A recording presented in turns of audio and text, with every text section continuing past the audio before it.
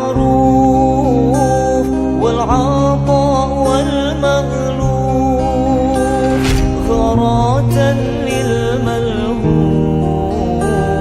إنكم به أدرى يا أهيل المطلوب في الدنيا فوزنا في الأخرى بالخادجة الكبرى وفاطمة الزهراء بالخادجة الكبرى وفاطمة الزهراء يا أهيل المعروف والعطاء والمألوف غراة للملهوف. Alhamdulillah, segala puji milik Allah Subhanahu wa taala, yang mana hari ini Allah masih memperkenankan kita diberikan kesempatan guna bisa melaksanakan salat subuh dengan berjamaah. Semoga mudah-mudahan apa yang dilakukan oleh kita dari ibadah yang wajib, yang sunnah, infak dan sebagainya senantiasa diterima dan diridai oleh Allah Subhanahu wa taala. Yang kedua, salawat dan salam tidak hentinya semoga dimaruahkan kepada junjungan kita Sayyidul Mustafa wal Murtada Nabi besar Muhammadin sallallahu alaihi wasallam. Tidak lupa pada keluarganya, para sahabat, para tabi'in, para tabi'ut tabi'in, sampai kepada kita yang mudahan kita pun khususnya berkumpul di tempat ini nanti di yaumil qiyamah senantiasa diakui sebagai umatnya. Amin ya rabbal alamin. Hadirin wal hadirat rahimakumullah. Ya terasa bentar lagi lebaran lah. Tinggal menghitung hari, berapa harinya? Tinggal 3 hari lagi ya. Sabtu, Ahad, Senin, Selasanya, insyaallah. Masih di surat Al-Baqarah ayat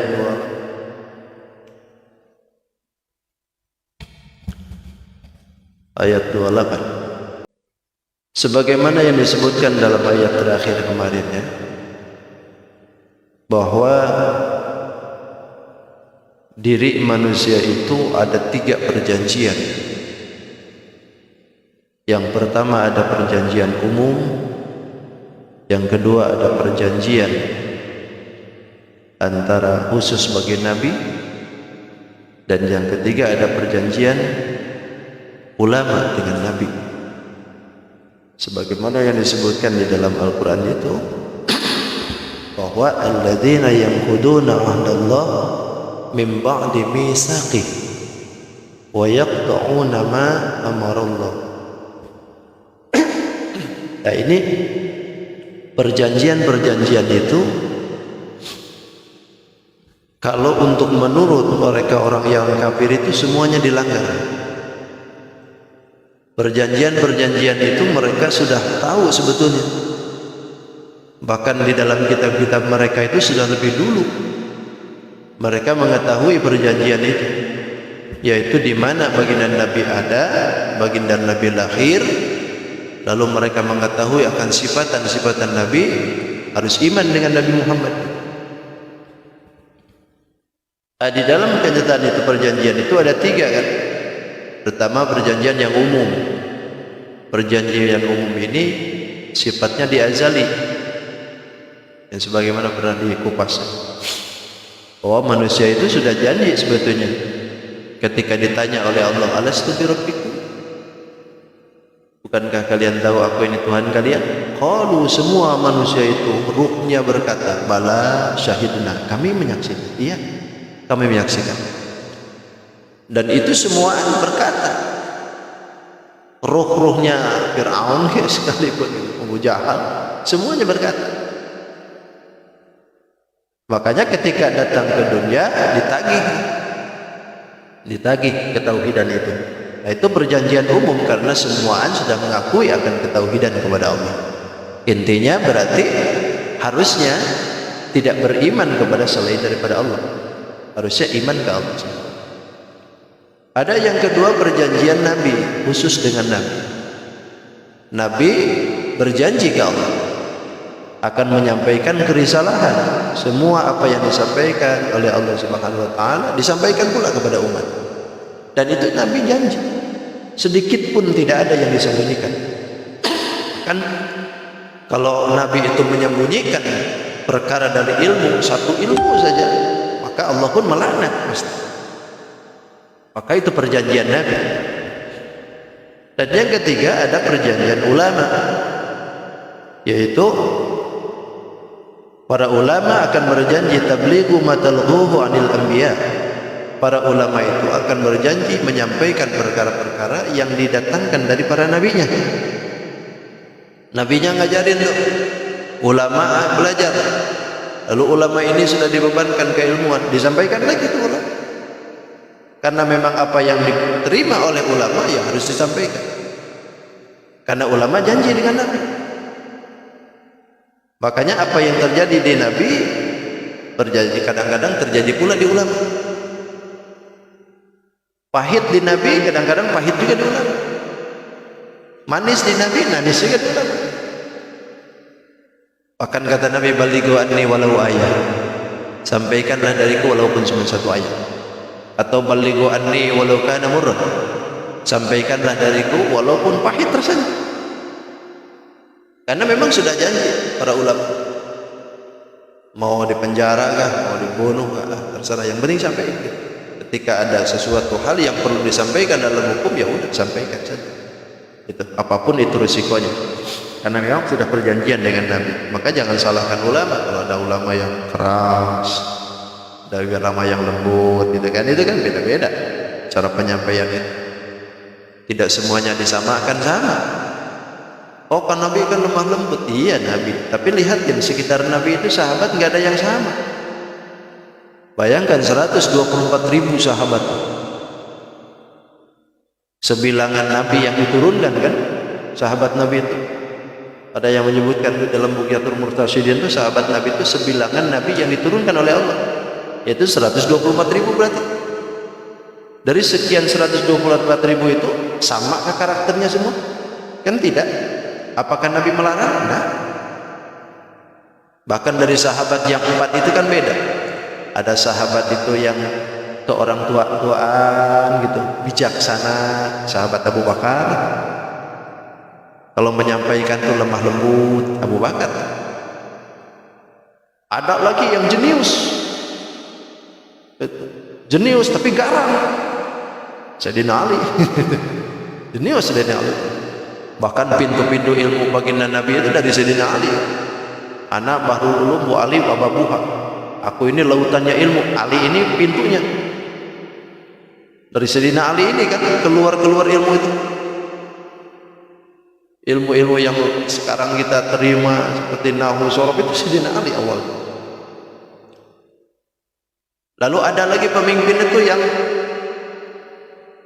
sedikit berwawasannya luas, bahkan ahli negosiasi. Sayyidina Utsman.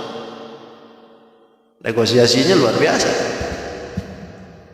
Ada yang pemimpin tuh jangankan ngomong, nggak ngomong pun orang takut. Sayyidina Umar, jangankan manusia, setan aja lari. Setan lari itu. Garangnya Sayyidina Umar. Kalau ngomong keras, siapapun pasti dibentak. Sayyidina Umar. Apakah Nabi melarang? Tidak. Jadi ada karakter-karakter tertentu untuk cara penyampaian itu. Itu tergantung daripada orangnya yang diberikan tabiat. Ya, tidak bisa disalahkan. Kalau keras Nabi harus lembek, tidak bisa begitu. Tidak bisa begitu. Jadi semuanya punya karakter masing-masing. Tapi yang jelas apa yang disampaikannya itulah yang perlu dicermati. Gitu. Jadi bahasa kata santri itu undur maqala wala tandur liman qala. Lihatlah apa ucapannya, jangan lihat yang mengucapkannya. Jangan liatin orangnya gitu. Apa yang diomonginnya. Kalaupun lemah lembut, kalau ngomongnya salah-salah ya salah. Kalaupun keras ngomongnya, tapi kalau benar ya ambil, gitu, ambil. Itu perjanjian. Nah, kemudian dalam ayat ini Allah akan menjelaskan kepada kita bukti-bukti akan kekuasaan Allah nih. Dimulai dengan kalimat istifham. Kaifa. Di kalimat bertanya. Istifham itu diambil dari bahasa paham, artinya memahami. Tapi jadi istifham tambahin alif, sin dan ta, istifham. Jadi minta pemahaman. Meminta pemahaman. Kaifa takfuruna? Bagaimana bisa kufur kalian, kata Allah. Billahi, kepada Allah, wa kuntum, dan keadaan kalian amwata, mati. Fa ahyakum, maka kemudian menghidupkan kalian. Summa yumitukum, kemudian dimatikan kalian.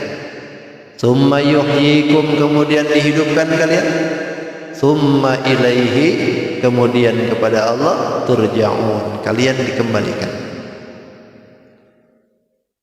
Ini awalnya memang yang ditujukan itu adalah kafir Makkah awalnya.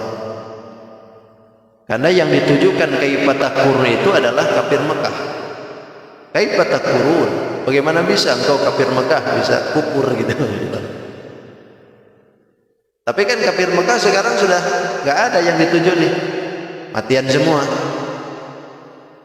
Apakah ayat ini tidak berlaku lagi? Tidak berlaku. Bahkan wal ahsanul umum, yang lebih bagusnya lagi ambil umumnya. Pokoknya sawaun kana lil mukhatab itu sama saja yang ditujunya daripada ayat ini, imma jin kah atau manusia kah, orang alam kah, orang Mekah kah, luar Mekah kah, atau orang Indonesia, luar Indonesia, itu semua termasuk di dalam sini. Siapapun mereka yang ketika tidak menerima akan ketauhidan, kaifa takfurun? Bagaimana bisa kok kufur gitu? Bagaimana kalian bisa kufur, kata Allah? Sedangkan wa kuntum amwata. Para ulama mufassirin menambahi akan satu kata dalam kitab Jalalain itu disebutkan waqad kuntum, bahkan waqad kuntum pakai qad. Kenapa? Lantaran ini memberikan isyarat kepada jumlah haliyah. Karena lafaz kuntum itu kan madi, bangsa fi'il madi. Berarti kalau bangsa fi'il madi itu bila mana terjadi jadi hal, maka wajib dibarengi dengan lafaz qad, imma di dalam lafdiyah atau secara takdiriyah. Jadi waqad kuntum, dan sungguh kata Allah, kalian itu keadaannya amwata, asalnya mati. Jadi jelas tujuannya. Kaifa takfurun? Bagaimana bisa jadi ingkar, jadi kufur, jadi kafir, sedangkan asal muasalnya mati? Maksudnya mati itu apa? Nutfan fil aslab. Asalnya itu air mani maksudnya. Kan itu pada mati. Asal muasalnya air yang tidak ada guna, air hina yang masih ada di dalam tulang rusuk bapak. Asal muasalnya gitu. Setelah kita ini daripada asal muasal amwata, kemudian fa'ahyakum, lalu dihidupkan kan? Fil arhamin, di dalam rahim dihidupkan kita. Binafkhir ruh, dengan ditiupkannya ruh. Sebetulnya ini pakai pa kan, pakai pa itu tartib berarti.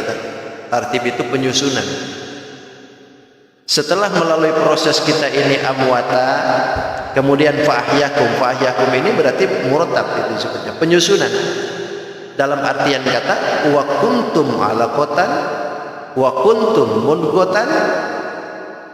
Setelah kita melalui proses lalu fa'ahyakum, lalu hidup. Kan proses-proses kita dalam kandungan itu kan, pertama dari nutfah, air yang hina. Kemudian setelah itu baru jadi darah bergumpal. Darah bergumpal. Setelah jadi darah bergumpal, dalam bahasa Arab disebut alaq. kemudian jadi daging berkumpal, dalam bahasa Arab disebut mudghah. Setelah menjadi daging berkumpal, barulah disebutkan lagi oleh Allah, izaman lahma, dimasukkan daging, dimasukkan tulang, dibungkus dengan daging, berbentuklah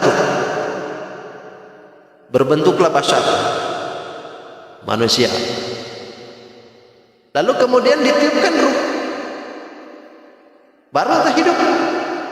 4 bulan kan prosesnya yang kita tahu sekarang. Nah, inilah yang disebutkan amwata, asalnya mati, benda yang tidak ada guna, lalu fahyakum, kemudian dihidupkan oleh Allah. Berarti ini menjadikan dalil ya.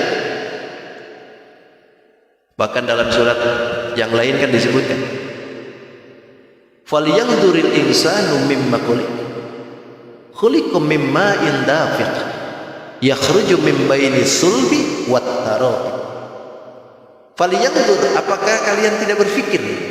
Falyanzuril insan, coba pikirkan manusia. Mimma khuliq, dari apa kalian diciptakan? Khuliqa mim ma'in dafiq, kata Allah. Kami ciptakan manusia itu min ma'in, dari air dafiq yang terpancar. Terpancar dari mana? Yakhruju min baini sulbi wat taraib, yang keluar daripada tulang rusuknya laki-laki, wat taraib, dan juga tulang dadanya perempuan. Taraib itu tulang dada perempuan. Dari situ keluar dua-duanya bersatu, jadilah itu. Asalnya dari situ aja. Makanya disuruh berpikir, falyanzuril insan, kata Allah. Coba pikir-pikir lah. Kaifa takfurun, bagaimana kok bisa jadi kufur gitu ke Allah? Padahal asal-muasalnya seperti itu. Bahkan ketika terjadi masih seperti itu, walaupun sifatnya ini sudah jadi manusianya jadi presiden sekalipun, kalau masih seperti itu nggak laku. Adakah yang mau nih dibawa-bawa nih calon jenderal loh, calon jenderal, ini calon presiden, ada nggak yang mau beli? Nggak bakalan ada yang mau. Kan masih hina kok. Ini menunjukkan bahwa air yang terjadi itu adalah min ma'in, tidak ada gunanya.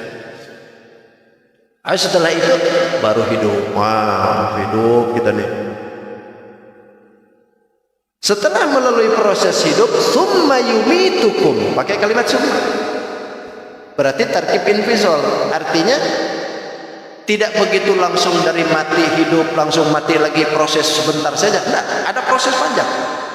Proses panjang hidupnya, ada yang mungkin 2 bulan, ada yang 1 tahun, 20 tahun, 30 tahun gitu kan hidup tuh, fahyakumnya tuh dihidupkan oleh Allah Subhanahu wa taala. Bahkan sampai sekarang udah berapa tahun ini? Ada 30 tahunan ya.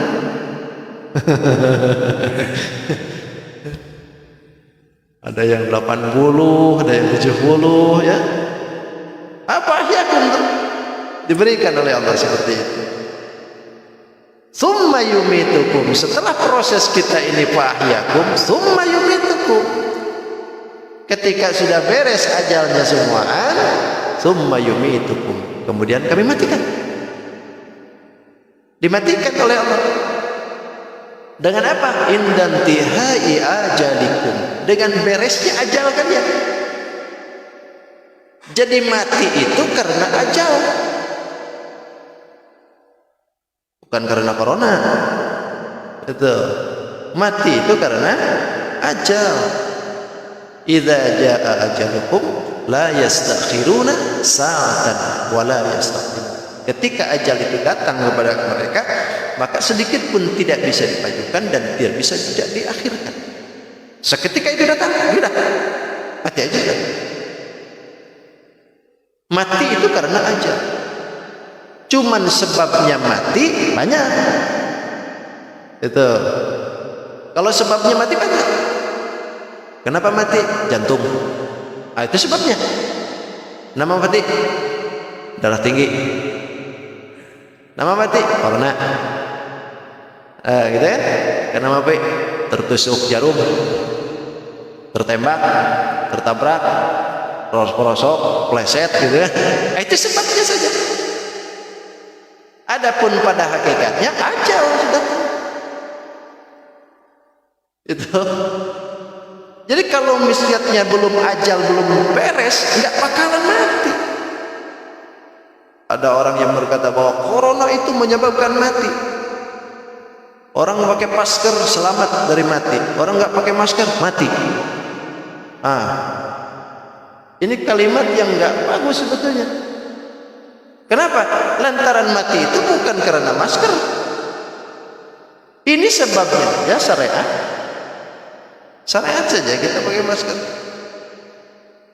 Pada dasarnya orang yang kena corona pun tidak semuanya mati. Ada juga yang hidup lagi.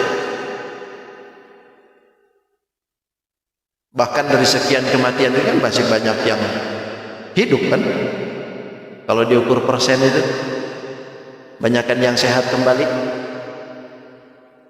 Berarti menunjukkan bahwa corona itu pun juga bukan daripada seseorang bakal mati kena corona, tapi mati itu karena ajal. Itu sebabnya ajalnya datang karena corona, gitu aja. Jadi bahasa ini perlu diluruskan.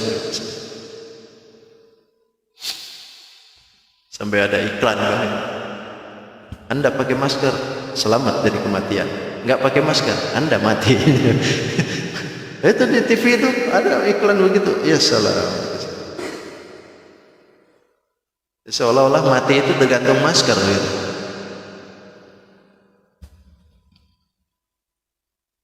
Padahal yang mati itu yang pakai masker malah. Kenapa? Kelamaan pakai masker.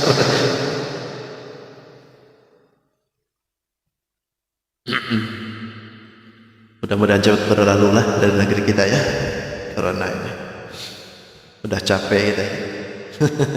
Udah capek dibikin pusing semua. Kasihan yang di bawah. Ya Allah.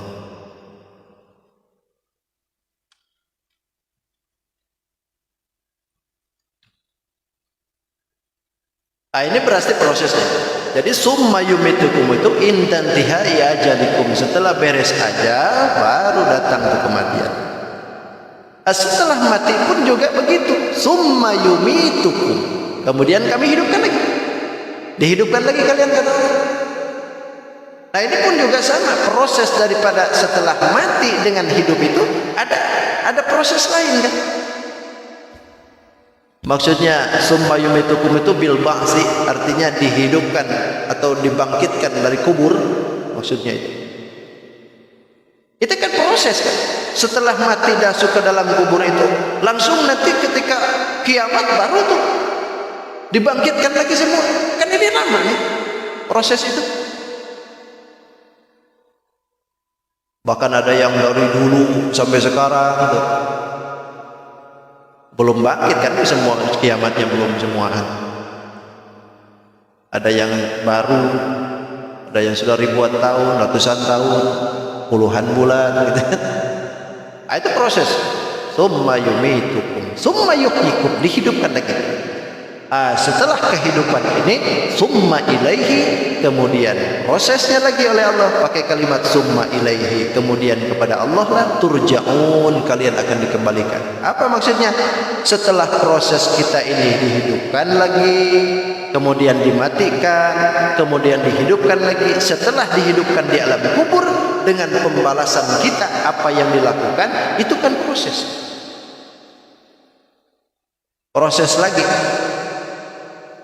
Setelah orang itu dihidupkan kemudian mau dibalas peramalannya itu kan proses tuh lama. Setelah semuaan dibangkitkan dari kuburnya masing-masing, kumpul di alam mahsyar, berapa lama kan di alam mahsyar? Ada yang menyebutkan 40 hari, 40 tahun. Tapi jangan dihitung tuh tahun sekarang, tahun dunia. Tahun akhirat itu lawas. Orang ditaruh semuaan di padang mahsyar 40 tahun. Sampai keringatnya pun ada yang sampai mata kaki, ada sampai lutut, ada yang sampai pusat, ada yang sampai dada, bahkan ada yang tenggelam. Saking lamanya itu. Sampai-sampai ada yang tidak tahan. Mending diberi keputusan saja, walaupun sifatnya mau ke neraka kepada, daripada diam di situ nggak ada keputusan, kan bingung semua. Di alam masa itu bingung. Nah itu keputusan itu melalui jeda. Makanya kalimatnya pakai kalimat summa, ada jeda tertentu. Kemudian balik ke Allah semuanya, balik ke Allah, akan dihadapkan dengan Allah Subhanahu wa taala. Makanya proses dalam kehidupan kita itu ada 3 yang selalu mengikuti kita. Pertama urusan harta, kedua urusan keluarga, yang ketiga adalah amal perbuatan. Semuanya mengikuti kita, kemanapun kita, bagaimanapun kita, itu semua 3 berurutan dengan kita, terus berurusan dengan kita. Urusan harta semuaan juga bisa. Ketika manusia diberikan kesempatan dewasa oleh Allah Subhanahu wa taala, pemikirannya sempurna, menginginkan harta. Maka ketika sudah punya harta, punya urusan di situ. Urusan banyak.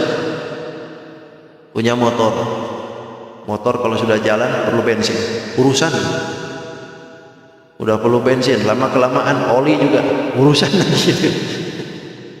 Oli bagus, bensin penuh, pajaknya sebentar lagi, urusan lagi. Pajak sudah beres, oli penuh, bagus luar biasa, kemana-mana enak. Ceger nabrak orang, urusan lagi. Itu urusan loh, urusan apa? Panjang lah. Itu urusan apa? Gak bisa lepas dari gitu. Begitu juga dengan keluarga, ini pun juga sama, urusan gitu. Diberikan oleh Allah sebuah keluarga, urusan gitu. Punya bini urusan, punya anak urusan, punya cucu urusan. Semua jadi urusan. Gitu. Akan tetapi dari yang 3 ini, 2 akan selalu bersama-sama dengan kita, kemanapun kita selalu bersama. Akan tetapi ketika kita dipanggil oleh Allah Subhanahu wa taala, yang 2 ini tidak mau ikut. Urusan harta, keluarga, tidak ada yang ikut. Hanya satu yang akan mengikuti kita, perbuatan kita. Maka perbuatan kita inilah yang akan selalu bersama-sama dengan kita, baik semasa hidup, bahkan setelah mati, bahkan setelah kita berdiri di hadapan Allah Subhanahu wa taala. Itu amal perbuatan akan terus ngikutin kita. Makanya yang harus dipikirkan itu amal perbuatan kita. Jangan sampai amal perbuatan kita ini jadi urusan di hadapan Allah sehingga bertele-tele akhirnya kita tersalahkan.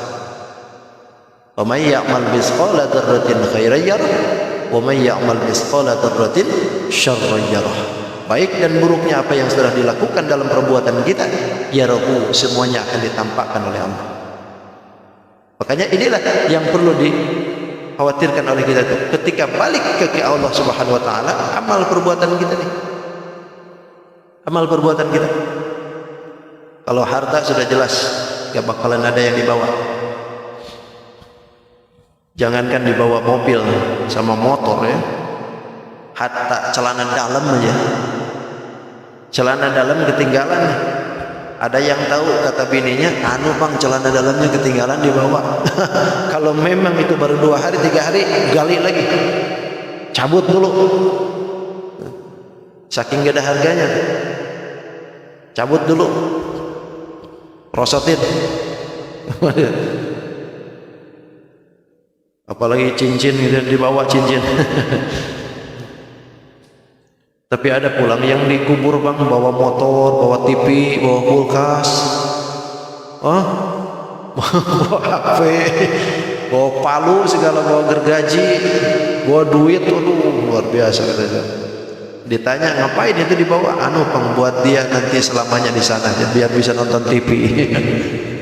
Bisa nonton TV, oh bisa. Terus kemudian buktinya, kata Allah, kalau menghidupkan, mematikan itu mudah saja. Mudah saja. Yang lebih sulit itu penciptaan apa yang ada di sekitar kita. Makanya kata Allah, huwallazi khalaqalakum ma fil ardi jami'a. Huwa, dia Allah maksudnya, alladzi khalaqalakum, yang telah menciptakan untuk kalian, ma apa-apa, fil ardi, di muka bumi, jami'an, seluruhnya apa yang diciptakan ini seluruhnya untuk kalian, kata Allah. Nah, ini dibuktikan oleh Allah Subhanahu wa taala. Kenapa menyebutkan kalimat ini? Ini untuk memberikan kesan kepada kita bahwa penciptaan manusia itu gampang aja gitu. Mudah, kata Allah.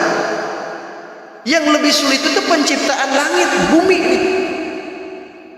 Makanya dalam ayat lain kan Allah menyebutkan, antum asyaddu khalqan amis sama'u bana rafa'a samkaha fasawwa. Antum asyaddu khalqan, apakah kalian itu mengira bahwa kalian itu sulit dalam penciptaan? Amis sama'u, daripada langit? No, kata Allah. Kata Allah, penciptaan manusia itu mudah aja.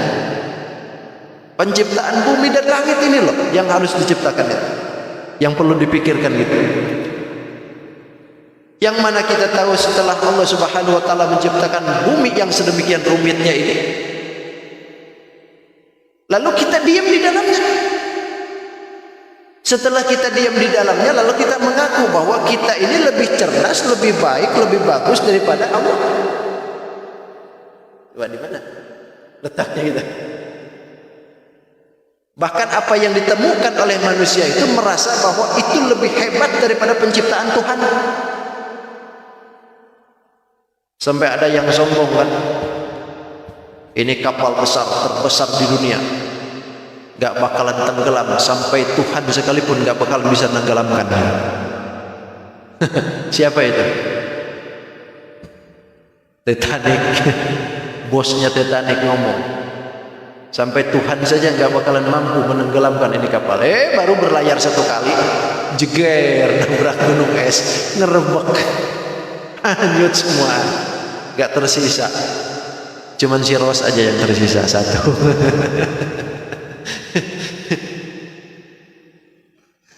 Kayak mana nyangkut tuh.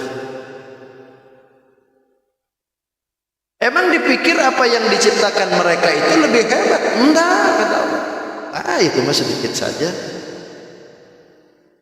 Ini loh kata Allah, khalaqalakum ma fil ardi jami'a, kami ciptakan di seluruhnya bumi ini.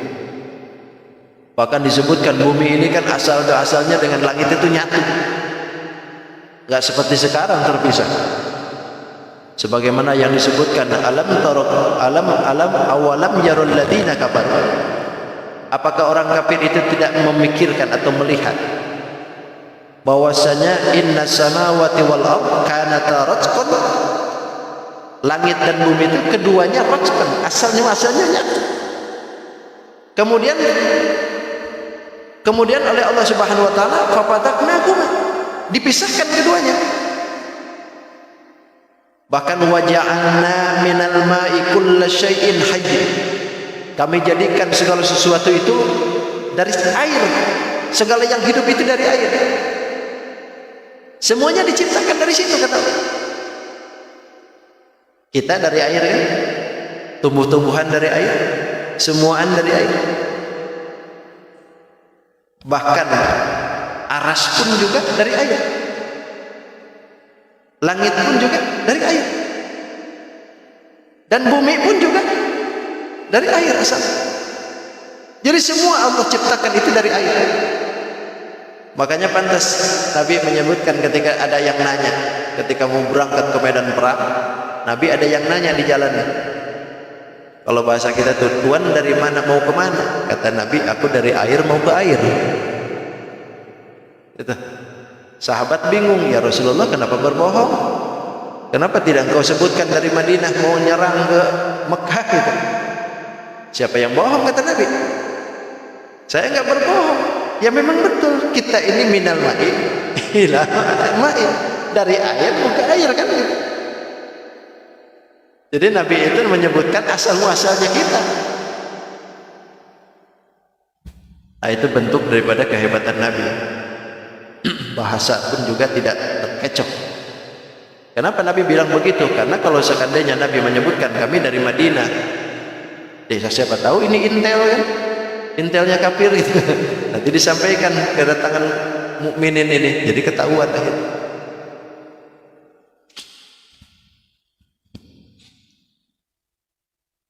Bahkan bumi yang kita pijak ini kan Allah ciptakan itu cuma 2 hari aja. Fi yaumain. Allah jadikan 2 hari. Lalu setelah Allah jadikan 2 hari, lalu Allah jadikan lagi apa-apa yang ada di muka bumi ini 2 hari pula. Dalam tafsir Ibnu Katsir itu disebutkan, yang disebutkan 2 hari itu adalah hari Ahad dan Senin. Lalu hari Selasa dan Rabunya menciptakan apa yang adanya, gunung-gunung, lautannya, semuanya yang ada diciptakan. Nah setelah itu baru setelah penciptaan bumi ini sudah bagus dengan apa yang dilengkapinya semuaan untuk kita itu diciptakan oleh Allah dulu, lalu summastawa ilas samai fasawwahunna. Asal muasalnya kalimat istawa itu kan tengah-tengah asalnya. Tapi yang dimaksudkan di sini adalah qasada, bermaksud begitu.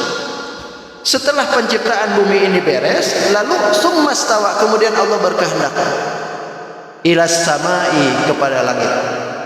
Fasawwahunna, kemudian Allah jadikan langit itu sab'a samawat, 7 lapis langit. Jadi kalau kita ditanya apakah bumi dulu atau langit dulu, kalau lihatin ayat ini pasti kita jawab bumi dulu. Karena proses awal itu buminya dulu diciptakan, baru summastawa, baru ke langit. Baru ke langit penciptaan itu. Sesudah beres semuaan dalam waktu 6 hari selesai. Bahkan ketika itu hari Jumat beres. Penciptaan langit itu hari Kamis dengan hari Jumat. Bahkan ba'da asar diciptakanlah hari Jumat itu pula Nabiullah Adam alaihissalam. Ba'da asarnya, maka kumpul di situ antara langit dengan bumi di hari Jumat. Makanya Jumat disebut Jumat itu asal kata jamaah, kumpul.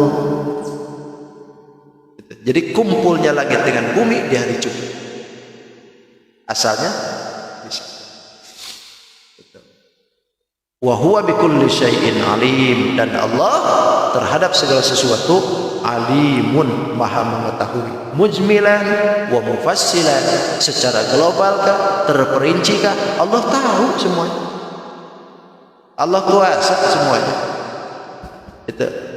Nah, ini menunjukkan bahwa penciptaan Allah terhadap manusia itu lah gampang aja gitu kata Allah.